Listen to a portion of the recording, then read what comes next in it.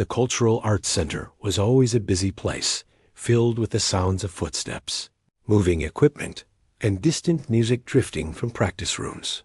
Every day, people came and went, famous musicians, dancers, singers, and staff members who helped keep everything running smoothly. In the middle of all this activity worked a quiet cleaner named Lena. She moved through the halls with a steady pace, her hands busy, but her mind often somewhere far away. She didn't complain, didn't slow down, and didn't draw attention to herself. People saw her, but they didn't really look at her. To them, she was just someone who cleaned the floors, wiped the seats, and made sure everything looked perfect for the performers. Every afternoon, after school ended, her daughter Mira joined her. Mira was a small and gentle girl, always holding her backpack close and staying close to her mother's side. She didn't talk much, and most people barely noticed when she came in. She would sit in the corner of the rehearsal hall, quiet, patient, and observant. Some days she drew shapes on scraps of paper. Some days she hummed softly, almost as if she were trying to keep herself company. But every day, without fail, her eyes found the piano. The grand piano sat in the center of the hall like a king on a throne. It was polished, elegant, and far too big to ignore. When the performers rehearsed, the hall filled with beautiful music-fast pieces, slow pieces, emotional pieces, and sometimes even messy ones when someone struggled with a part. Myra watched all of this like someone watching magic happen. Her eyes always softened and her shoulders relaxed.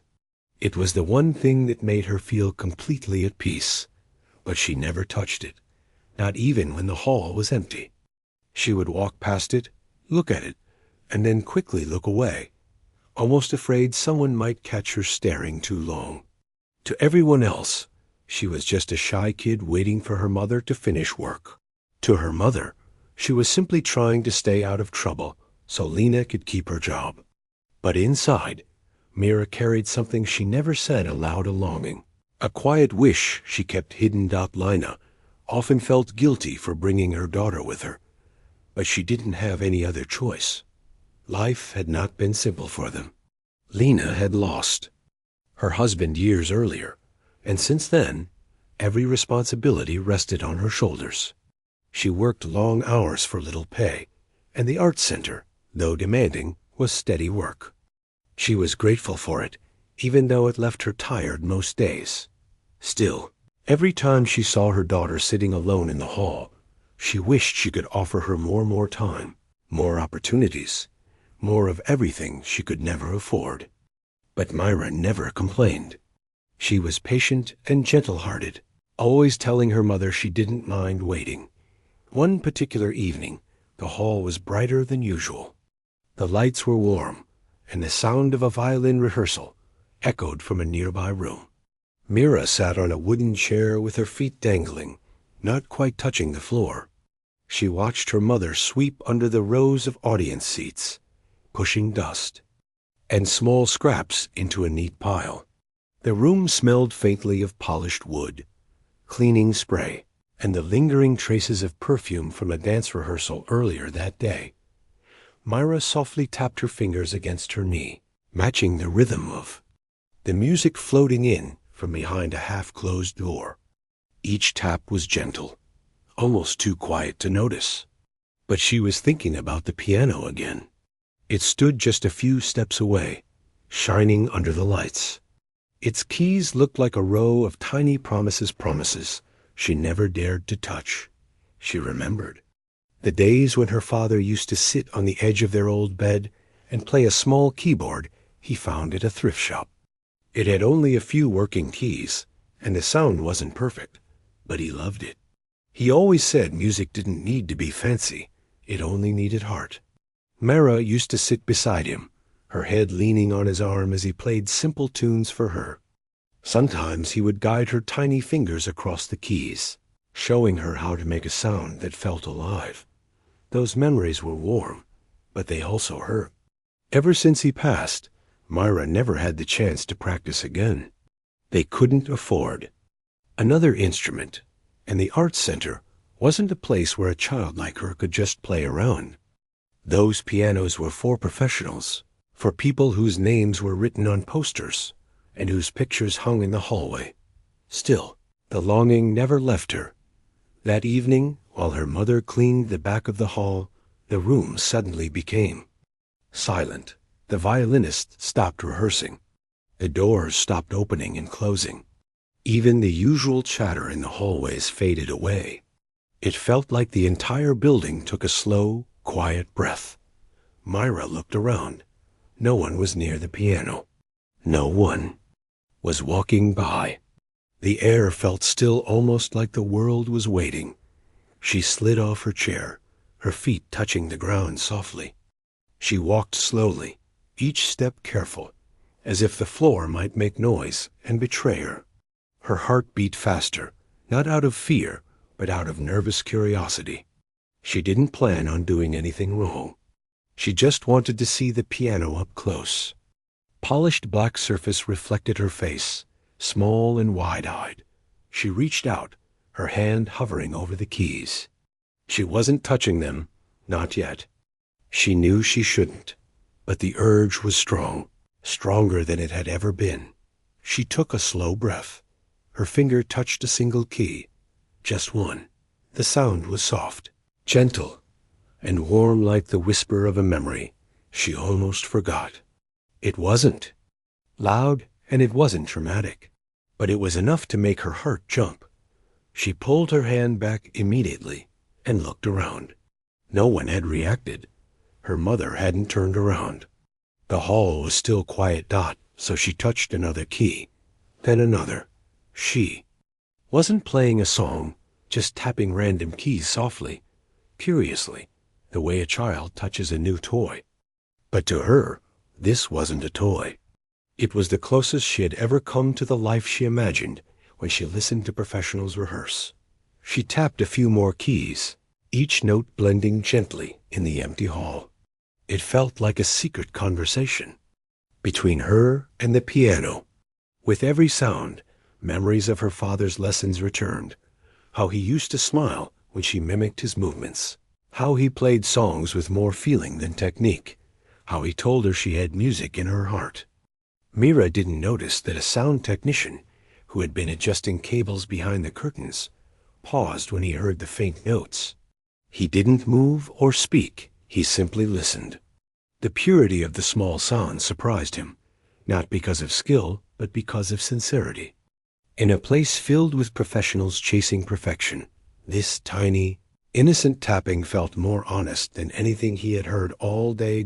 Myra kept playing lightly, her face soft with concentration and a small smile forming at the corner of her lips. For the first time in a long while, she felt connected to something she had lost.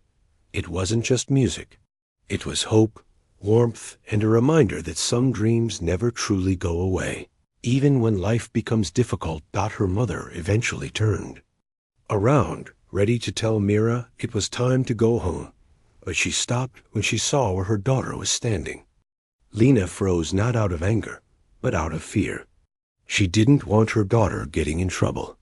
She didn't want anyone to accuse her of disrespecting the equipment. She was about to call her softly when she noticed the expression on Myra's face. It wasn't mischief. It wasn't disobedience. It was quiet joy.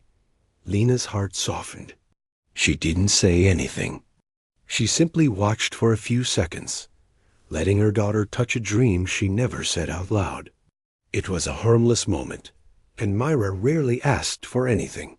Just then, a distant voice echoed in the hallway, someone calling for the sound technician. He stepped out from behind the curtain, startled, and quickly walked away without saying a word. Mira didn't even realize he had been listening. Lena finally took a step forward and gently said, "We should go home now." Mira nodded and stepped back from the piano immediately, as if she were afraid she might have crossed a line. She didn't argue or try to stay longer. She simply lifted her backpack and followed her mother. But as they walked out of the hall, Mira turned her head back for one last look. The piano stood there, shining softly under the lights. She didn't know what the future held. She didn't know that this small moment would change everything. She only knew one thing she wanted: to hear that sound again. And something deep inside her whispered that this wasn't the last time. It was only the beginning. Mira woke up the next morning with the sound of the piano still echoing in her mind. It wasn't loud or dramatic, it was soft, like a memory that stayed close even after sleep. She lay in bed for a moment, staring at the faded paint on the ceiling, letting the feeling wash over her. She didn't understand why touching those keys felt so important, but something inside her told her that yesterday had changed something, even if she didn't know what exactly. When she got up, her mother was already preparing for work. Their small apartment smelled of warm tea and toasted bread. Mira sat at the table quietly, watching her mother move around the kitchen with practiced motions. Lena always carried a kind of calm tiredness with her, gentle but heavy. It wasn't sadness, just the weight of responsibility. "Did you sleep well?" her mother asked softly. Mira nodded. Yes. She wanted to tell her mother about how the piano felt under her fingers, how the sound made her feel alive, how she wanted to do it again. But the words stayed stuck in her throat. She didn't want her mother to worry or think she was asking for something they couldn't have done. After breakfast, they left the apartment and walked toward the arts center. The streets were busy with morning traffic, people heading to offices, buses groaning as they pulled up to stops, and shopkeepers rolling up their shutters. Mira walked slightly behind her mother, holding on to the strap of her backpack. When they reached the arts center, the building stood tall and elegant, like always. It wasn't brand new, but it had an old charm to it: large windows, tall doors, and stone walls that echoed footsteps. Mira followed her mother inside, and as soon as they stepped into the hallway, she heard faint music coming from one of his practice rooms. Someone was playing the violin, fast and skillfully. She felt a small tug in her chest. She wished she could go near the piano again, even if just to touch one key. Her mother began her usual routine, checking the supply cart, making sure the cleaning tools were ready, tying her hair back. Mira found her usual spot in the rehearsal hall and sat quietly. She watched dancers stretch in one room and singers warm up in another. Everyone around her seemed to belong to a world she admired from far away. A few performers walked past her without noticing her at all. It wasn't on purpose. They were busy, focused, lost in their own thoughts. Mira didn't mind. She was used to being invisible here. Sometimes she preferred it. Being unseen meant she could watch everything freely, but today felt different. She kept glancing at the piano, remembering how it felt to touch the keys. She tried to distract herself by drawing in her notebook, but the drawings didn't come out right. Her hand kept hesitating, as if her mind was somewhere else.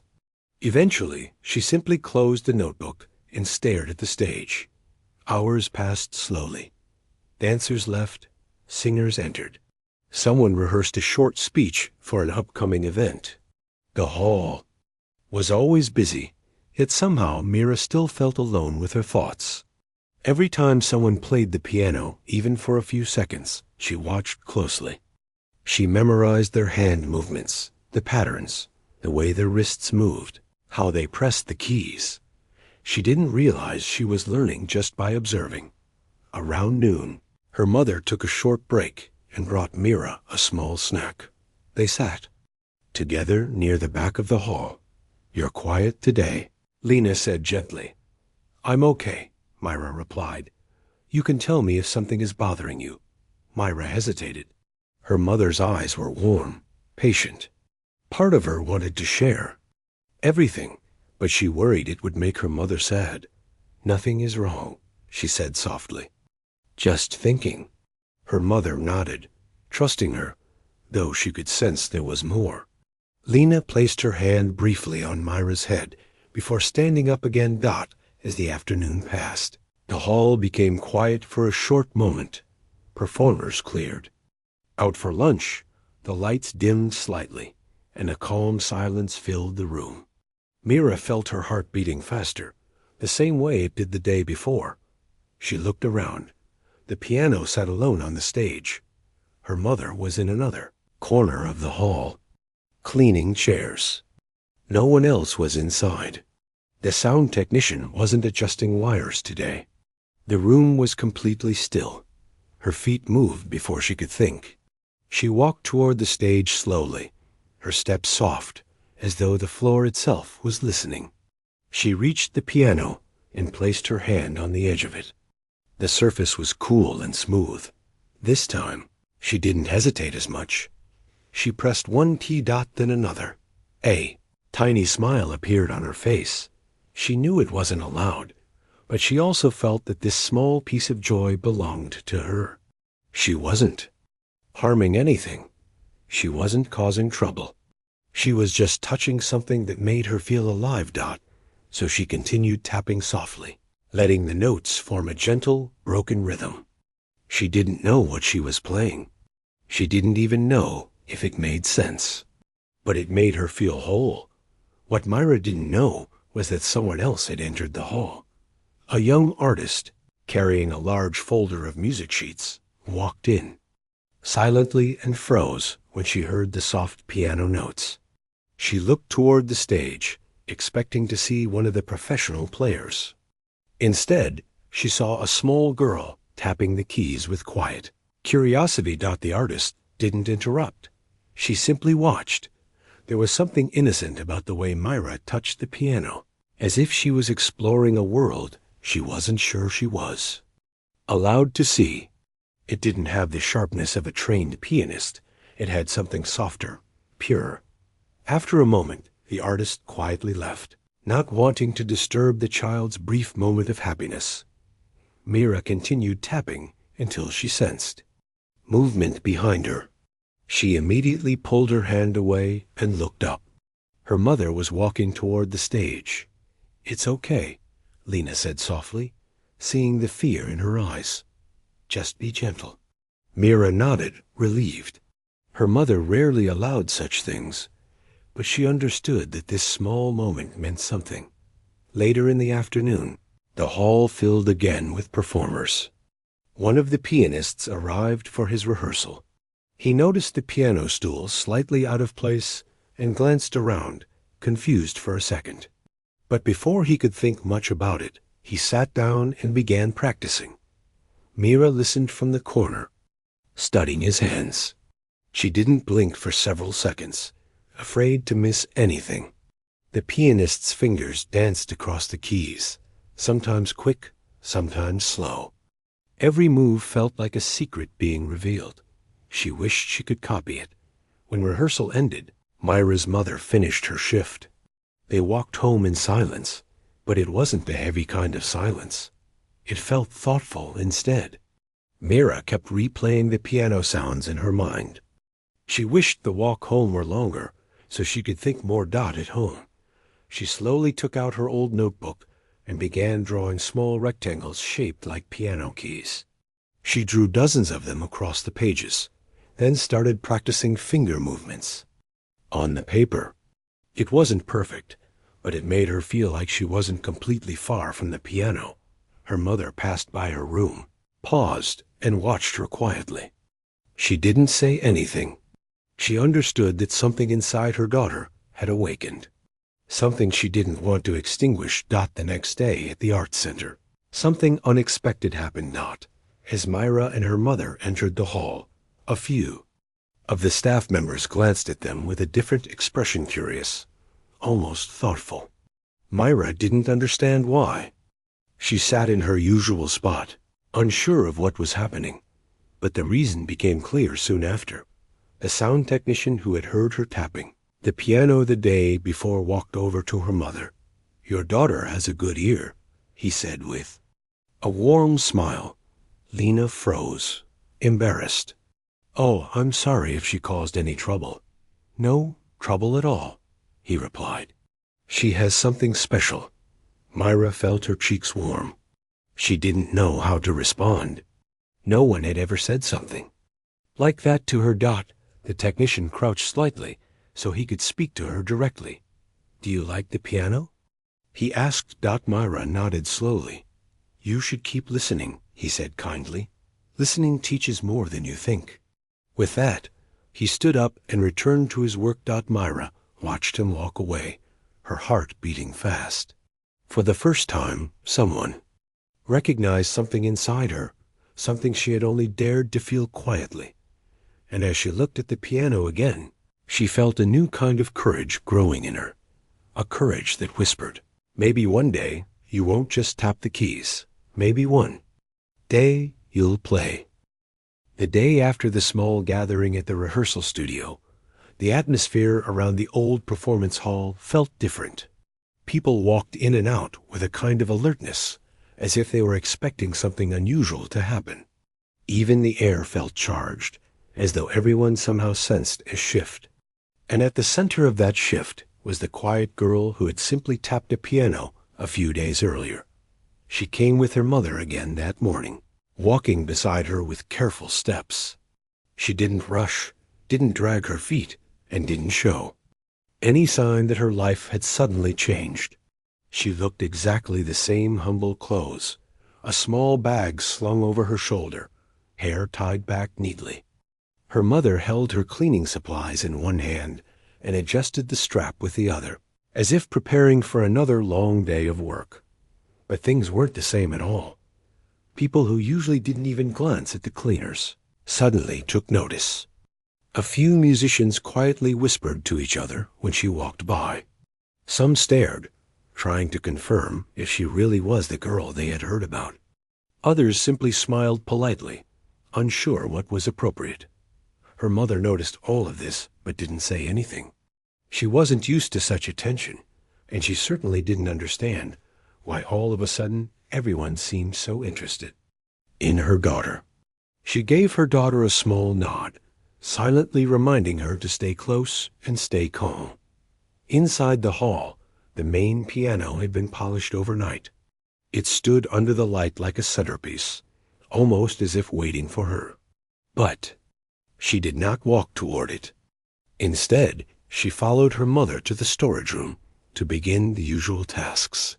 She didn't ask for special treatment and didn't act like anything extraordinary had happened.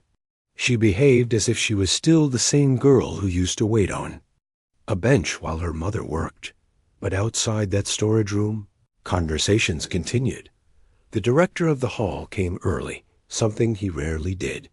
He walked around briskly, checking sound equipment, lights, and the schedule for the day. He pretended everything was normal, but anyone could tell he was distracted. Every time he passed by a hallway, he looked twice, as if expecting to see her. A few of the performing artists who had heard her play the day before returned as well. Some acted like they had urgent work inside the hall, but the truth was, they were simply hoping she might play again. One of them even brought a notebook, ready to write down anything she performed. The girl didn't know any of this. She was wiping windows, taking care not to miss the edges. Her mother dusted the corners of the room, humming softly as she worked.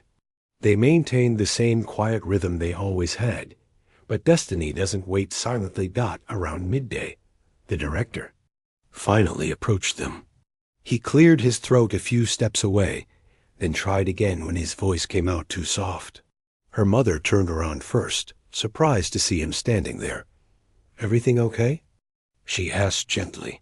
The director nodded quickly. Yes, everything is fine.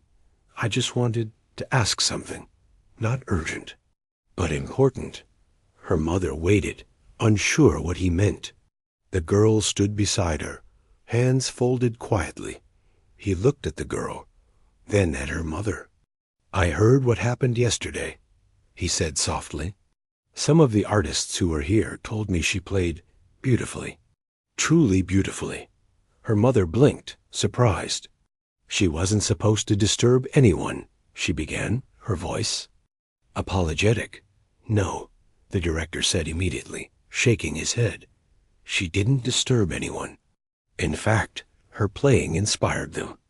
The girl lowered her eyes slightly, feeling suddenly exposed, as if all the attention was too bright. The director continued, choosing his words carefully. I wanted to ask if she might be willing to play again. Not now, not urgently, and only if she feels comfortable, but we'd like to hear her properly.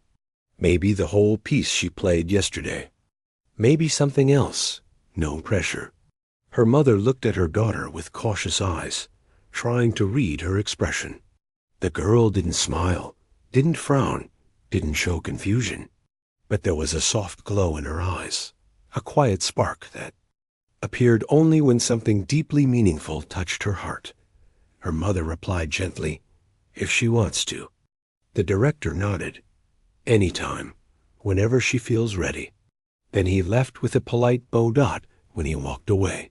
Her mother touched her arm lightly and whispered, you don't have to do anything you don't want to. The girl looked up at her and gave a tiny nod. She didn't rush to the piano, but her heart was beating faster now. Not from fear, but from something she had held inside for a long time. As the day went on, more people came. Word had spread further than anyone expected. A few well-known artists arrived to practice for upcoming events, but many weren't actually scheduled. They just wanted to see if the rumor was true. One violinist sat outside the hall with her instrument on her lap. She kept glancing at the doorway like someone waiting for a special announcement. A famous composer leaned against the wall, taking notes while pretending to check lighting angles. Even the stage crew behaved differently, whispering every time they saw the girl pass by. But the girl continued working quietly. Later that afternoon, as she walked past the main stage, she noticed the piano again. It stood in the golden light that shone through the wide windows. The bench was slightly pushed back, almost as if inviting her. She paused for a moment, listening to the distant sounds of instruments being tuned. Her mother was still cleaning another room, so the girl stood, alone for a while. She ran her fingers lightly across one of the carved designs on the piano's edge, not playing, just touching. The wood felt warm under her fingertips. A quiet memory surfaced. She remembered the old keyboard she used at home. It had only a few working keys, and the volume button didn't work at all. Sometimes the sound would crackle when she pressed too hard. But she still played on it, practicing late at night until her mother told her to rest. This piano, however, was perfect. Every key felt alive. She sat down slowly. Not because anyone told her to, not because anyone was watching, but because deep inside, something called her toward it. Something gentle. Something honest. She lifted her hands. Before she touched the keys, she exhaled softly, releasing all the noise she carried from the world, the whispers, the surprised faces, the expectations. Then she played, not loudly, not dramatically, just enough for the notes to float out into the empty hall. But the hall wasn't empty. One by one, people began gathering near the doorway. The violinist stood up. The composer straightened his posture. A cellist slowly walked closer.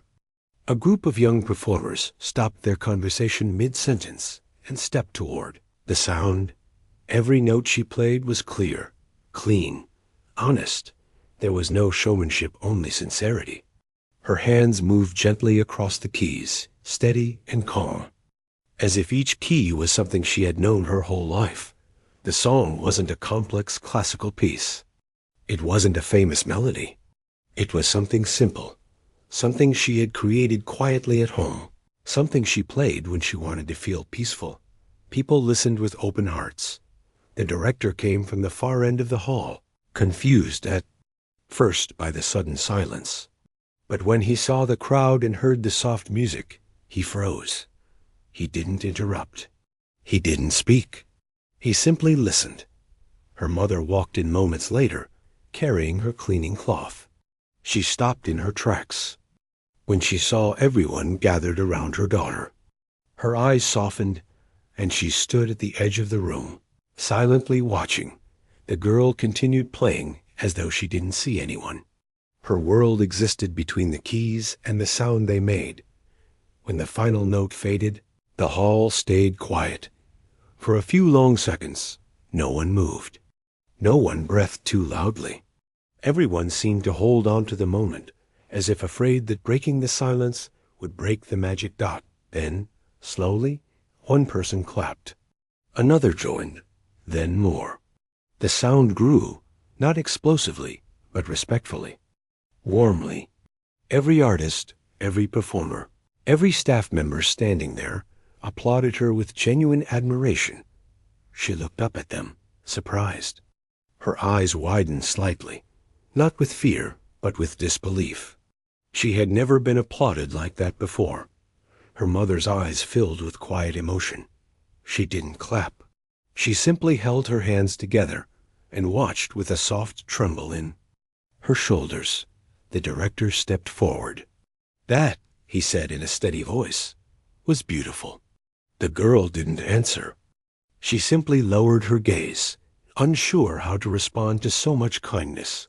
He continued, "Would you be willing to play at our small artist gathering tomorrow?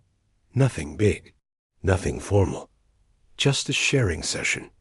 He gave her a gentle smile. "Many would love to hear you again." She looked at her mother, seeking guidance. Her mother nodded softly, her voice warm. "If you feel comfortable." The girl hesitated, then gave a small but clear nod. And just like that, the next step in her journey began.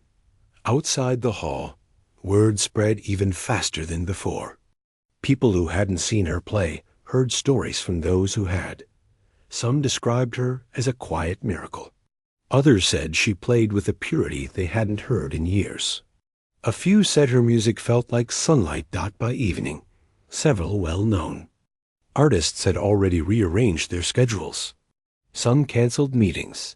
Others moved rehearsals. They all wanted to attend the small gathering the next day, not to perform, but to listen.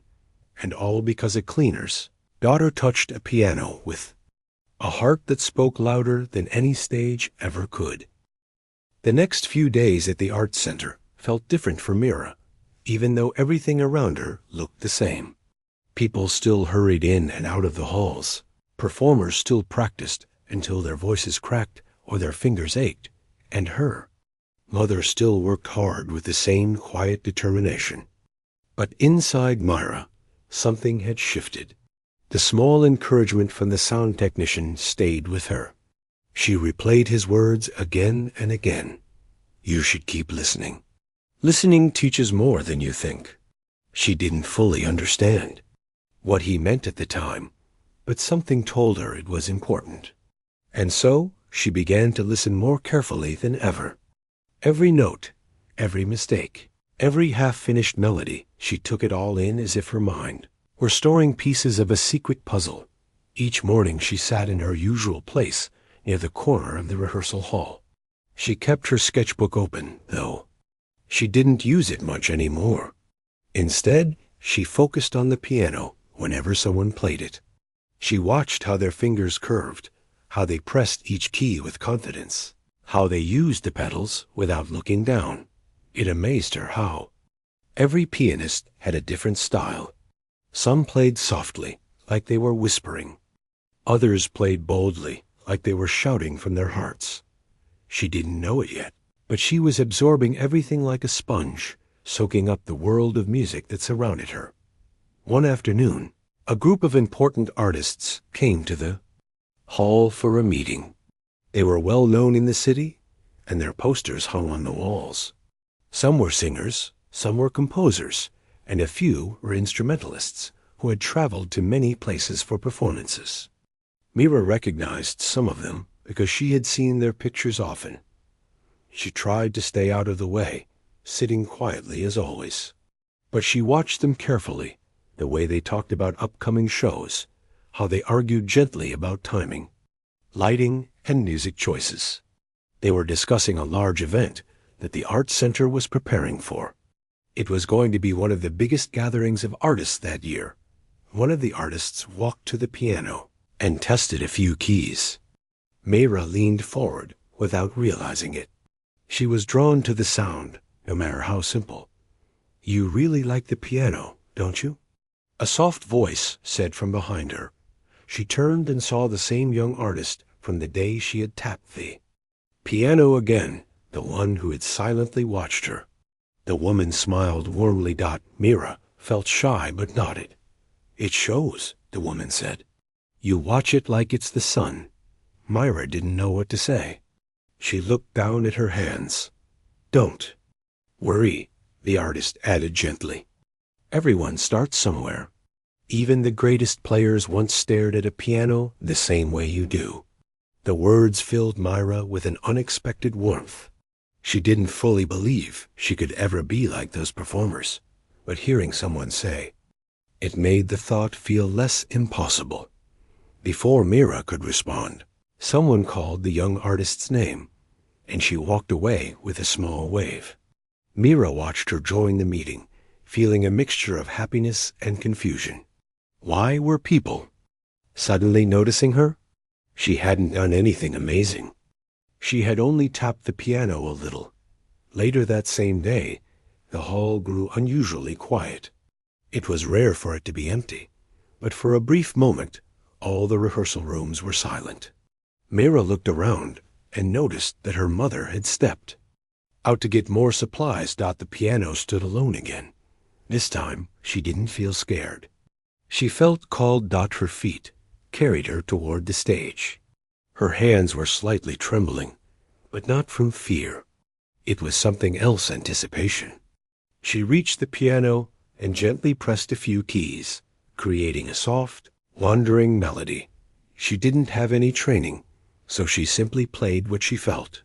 The notes came out uneven, sometimes too soft, sometimes too loud.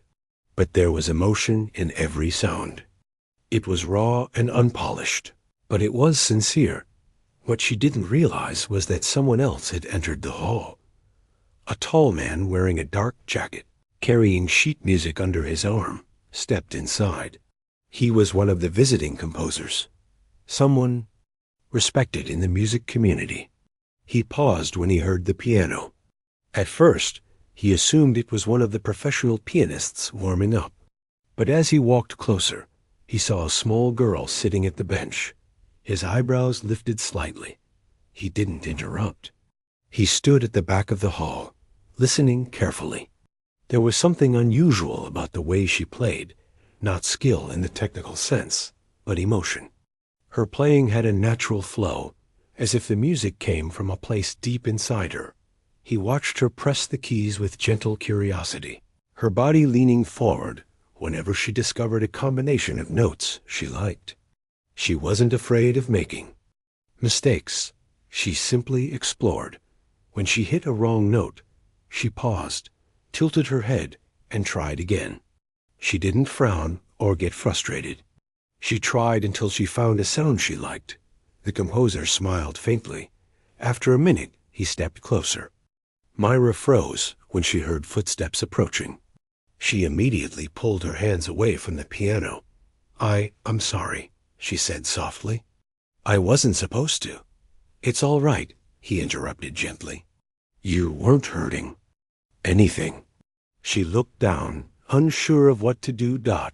He sat on the edge of the stage, keeping a respectful distance. "You like music, don't you?" he asked. Mayra nodded slowly. He looked at the piano thoughtfully before saying, "Music is a language.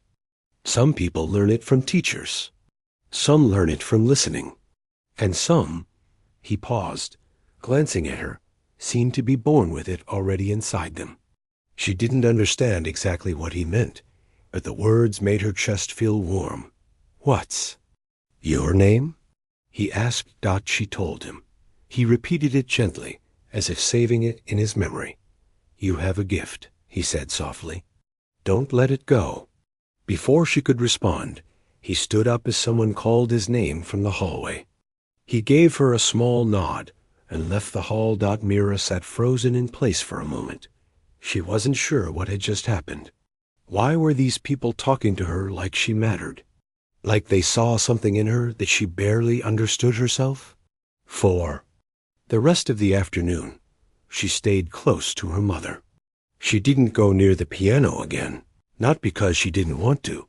She wanted to more than ever, but because she needed time to process everything. Her mother noticed her unusual silence. "Are you feeling all right?" she asked. "Yes," Myra said. "Just thinking." Her mother nodded, trusting her once again. That night, Myra couldn't sleep. She lay in bed staring at the ceiling, replaying every moment, the tapping of the keys, the gentle notes, the composer's voice telling her she had a gift. No one had ever said anything like that to her before. She felt something inside her slowly unfolding, like a small flower opening its petals for the first time. She wondered what her father would have said if he were still alive. He always believed in her, even when she was too young to understand. Music. She imagined him smiling at her, nodding proudly. The next morning at the art center, she entered the hall with a new kind of energy. But something unusual happened. As soon as she sat down, 2 artists walked in and glanced at her before whispering something to each other. A third artist joined them, also looking at her with a curious expression. Mira looked away, feeling shy. She didn't know that the young artist who had seen her play had told a few people. Not in an exaggerated way, not as gossip, just as something interesting she noticed. The cleaner's daughter touched the piano yesterday. She has such a gentle way of playing. I think she really loves it. Soon word quietly spread among them. Few performers. Not that she was talented, not that she was incredible, just that she loved the piano. That alone was enough to make people curious. Later in the afternoon, when her mother was busy in another room, Mira sat in the hall listening to a rehearsal. She watched a pianist practice a difficult piece. The notes were fast, sharp, and powerful. Mira could almost feel the vibration of each sound. When the pianist finished, she looked up and caught Mira watching her. "Do you like this piece?" The pianist asked. Myra nodded shyly. "Come closer," the pianist said kindly. Myra hesitated, but eventually walked a few steps forward. "This part here," the pianist said, pressing 3 keys softly, "is meant to feel gentle, like a quiet breath. And this part," she played a louder series of notes, "is meant to feel like a sudden burst of emotion." Myra watched every finger movement closely. "Music isn't just about playing," the pianist continued. "It's about feeling." She smiled at Mira before returning to her practice. That small moment felt like a gift. By the end of the day, something became clear inside Myra's heart. She didn't just love the piano. She needed it. Music wasn't just something she admired from far away. It was something she carried inside her, something that kept waking up little by little, every time she touched a key. And she still had no idea that something even bigger was coming, something that would change not just her days at the Arts Center, but her entire future. All it would take was one unexpected moment, and it was much closer than she realized. The morning of the small gathering began quietly, almost too quietly, as if the whole world was holding its breath. The sky outside the performance hall was still pale, and the cool air carried a softness that made the day feel gentle and full of possibility. The girl woke early, long before her mother, sitting on the edge of their bed with her hands resting calmly on her lap. She didn't look nervous, but she wasn't fully relaxed either. She simply sat with her thoughts, letting the early light warm her face. Her mother woke a little later, surprised to see her already sitting up. "Couldn't sleep?" she asked softly. The girl shook her head, not because she was anxious, but because her mind had been full all night.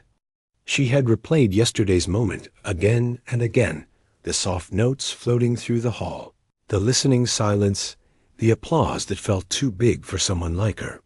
And now she was being asked to play in front of dozens of artists, some of whom were known far beyond the walls of that old hall. Her mother brushed her daughter's hair with gentle hands before tying it back neatly. "You don't have to be perfect," she whispered. "Just be yourself. That's enough." The girl nodded once again, quietly grateful.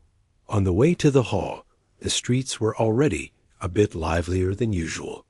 People rushed to work, vendors opened their shops, and buses rumbled down the road.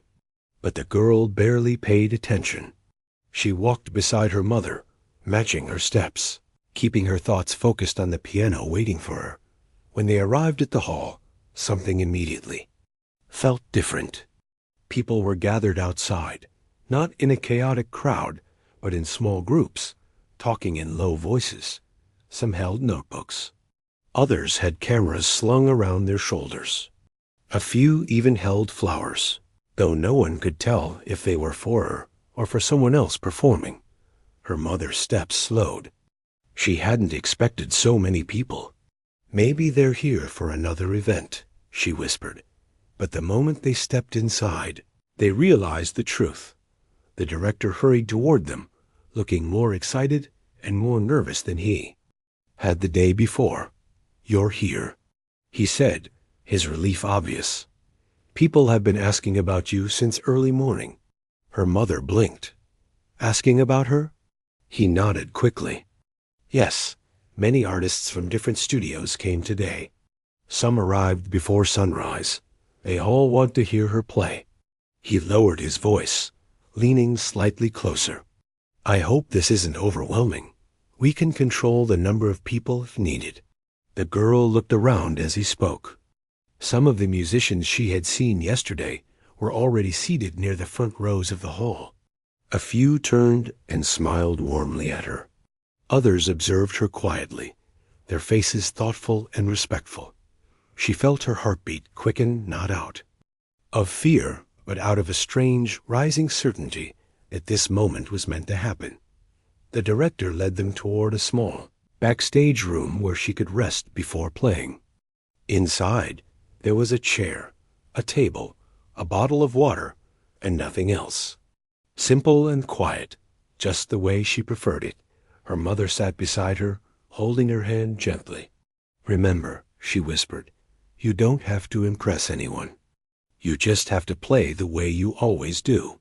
The girl nodded, though she didn't speak. She rarely used words to express herself. She let the music do that. As the time came closer, the soft hum of the gathering grew louder.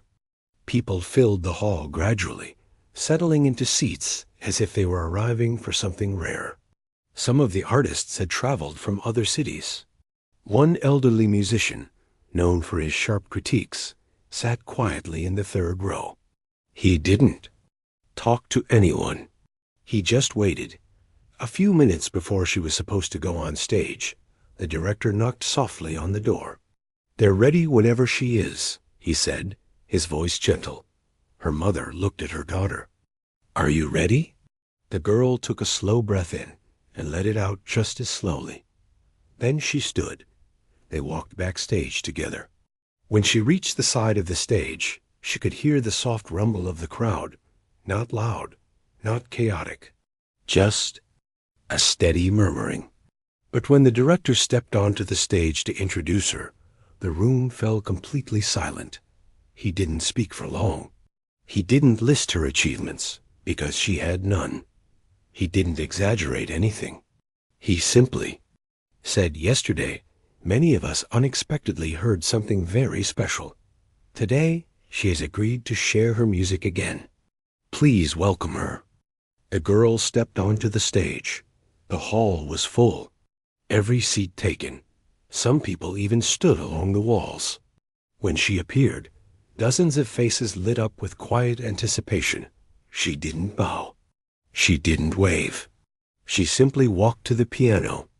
With steady steps, the same calmness she carried everywhere. When she sat down at the piano, a thick, respectful silence covered the room. People leaned forward slightly, waiting. She placed her hands on the keys. Her mother watched from backstage, her hands gripping the edge of the curtain. Her eyes were already shining. The girl began to play. The first note was soft, almost like a whisper. The second followed gently, then the third. She didn't rush. She didn't try to impress them with fast hands or dramatic chords. She played the same simple melody she had created at home, the one she played when she wanted peace. But today, peace felt even deeper. Something magical happened as she continued. The room didn't just grow quiet, it felt alive. Her music carried a softness that made people feel something warm inside, something they hadn't felt in a long time. A few closed their eyes. Some pressed their fingers lightly against their seats. Others simply stared at her hands, wondering how someone so young and so unknown could play with such sincerity. The elderly musician in the third row leaned forward, his eyes narrowing, not in judgment, but in awe. The composer from yesterday took out his notebook, not to write, but to stop his hands from trembling. A young singer whispered to her friend, "It feels like she's telling a story without saying a word." The girl continued playing, letting her heart guide the rhythm. Her fingers moved with calm certainty, every motion gentle yet full of purpose. Halfway through, something unexpected happened. She began to play a different melody, something more emotional, something she had never played in public before. A melody she usually played alone late at night, one that carried memories, dreams, and the quiet wishes she never spoke out loud. Her mother recognized it instantly. It was the tune the girl always played after difficult days, when she needed comfort. The hall felt the shift, too. The air seemed to vibrate with tenderness. When she reached the final notes, they lingered for a moment before fading softly into the stillness. And once again, no one moved. Then the applause began, not fast, but deep, steady, and full of genuine emotion. People stood, not because they felt obligated, but because something inside them rose naturally. The girl looked slightly startled when she saw the audience stand, one row after another. Her mother covered her mouth tightly, tears forming at the corners of her eyes. The applause lasted a long time. When it finally softened, several artists stepped forward to speak with her. One young pianist said, "Your playing reminded me why I started music." A violinist added, "There's honesty in your sound, pure honesty." The elderly musician simply bowed slightly, an honor he rarely gave anyone. The girl didn't know how to respond. She lowered her eyes politely, offering a small nod. Her mother stepped forward then, gently placing a hand on her daughter's back, not to push her forward or pull her away, but simply to remind her she wasn't alone. The director approached them. "There's going to be another gathering next month," he said softly. "Would she be willing to perform again? It doesn't have to be anything fancy, just her music." Her mother looked at her daughter. "It's your choice," she whispered. The girl looked at the piano, then at the crowd still watching her with warm eyes. She wasn't used to admiration. She wasn't used to attention. But she was used to musical language she knew better than words. She gave a tiny nod.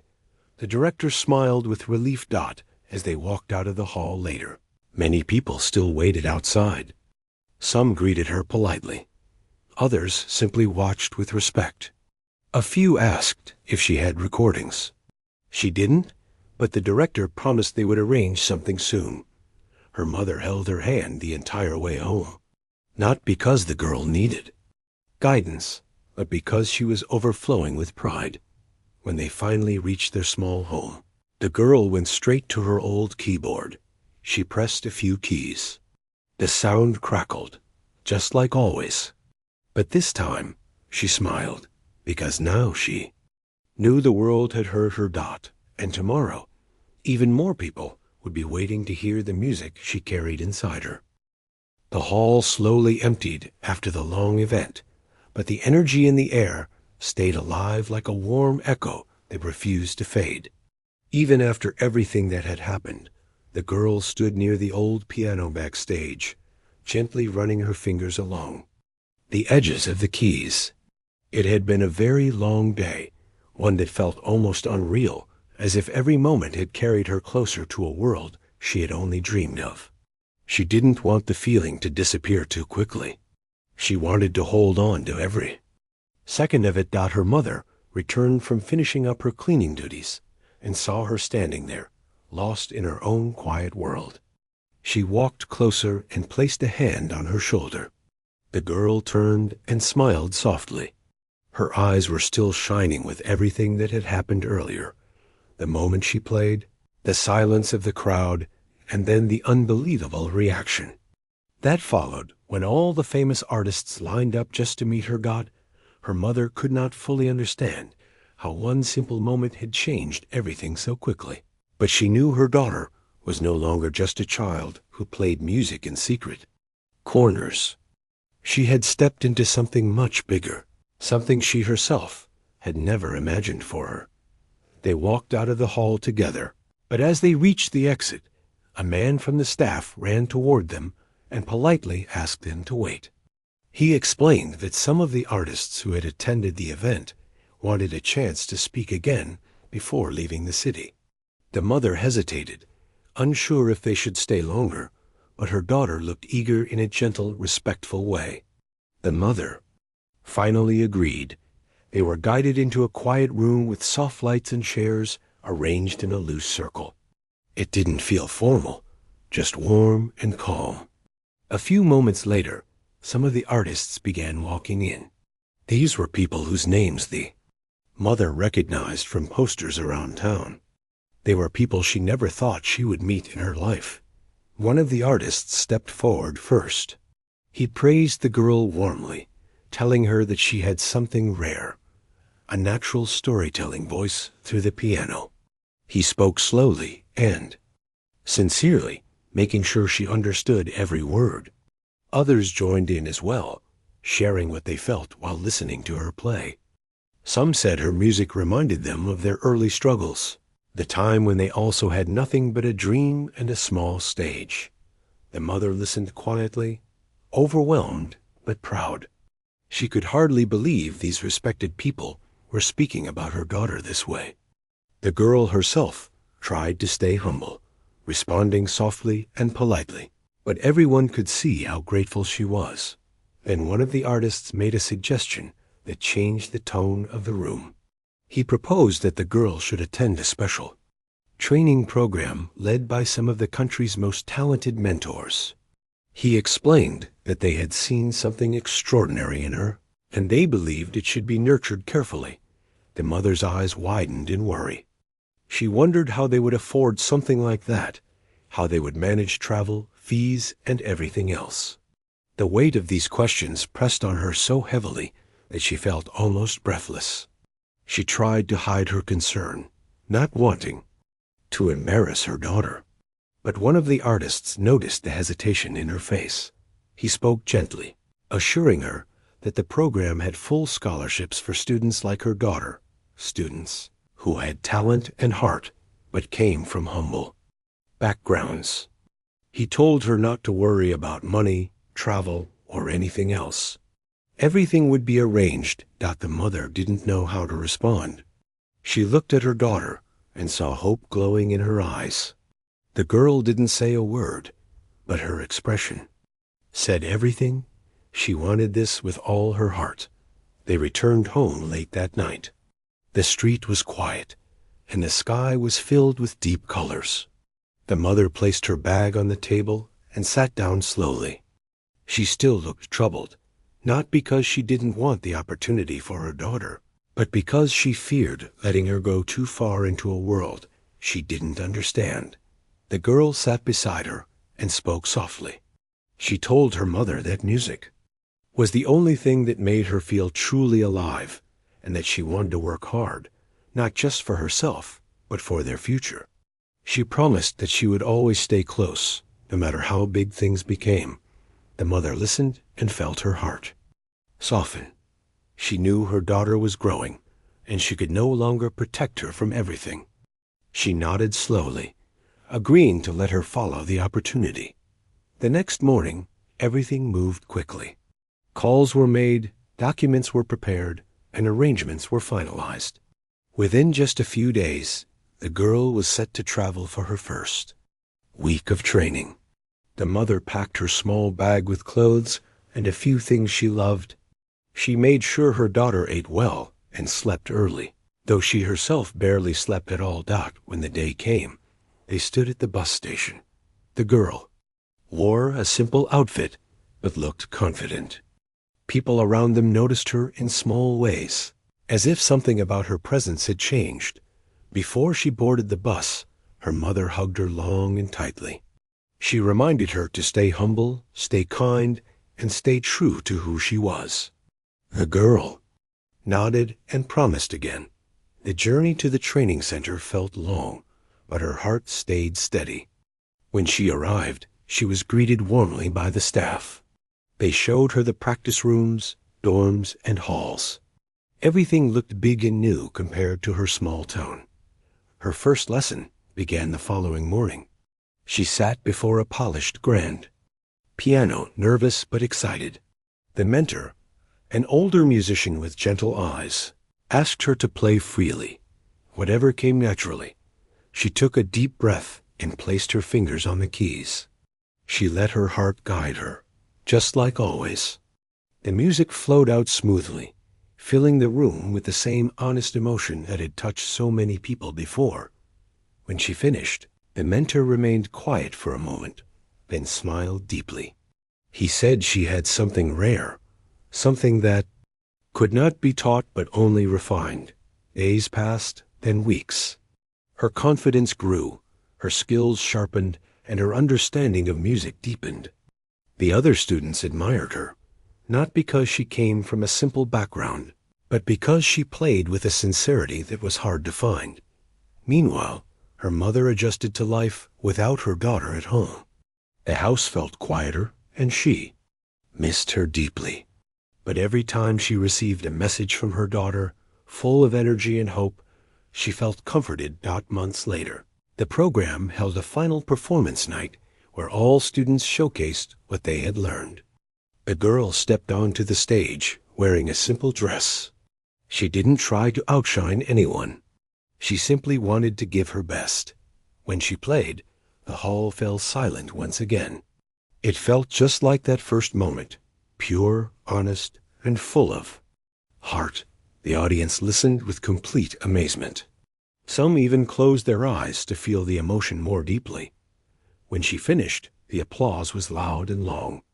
Her mother sat in the front row, tears streaming down her cheeks, unable to believe how far her daughter had come. After the show, several artists approached the girl once again, offering opportunities for recordings, performances, and future mentorship. It was clear that this was not the end of her journey, but just the beginning. The girl walked to her mother and took her hand.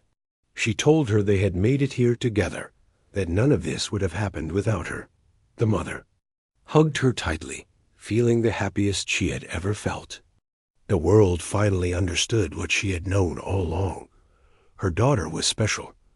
And from that day on, the girl's story continued to grow, touching hearts everywhere she played, reminding people that talent can rise from the most unexpected places as long as it is nurtured with love and belief.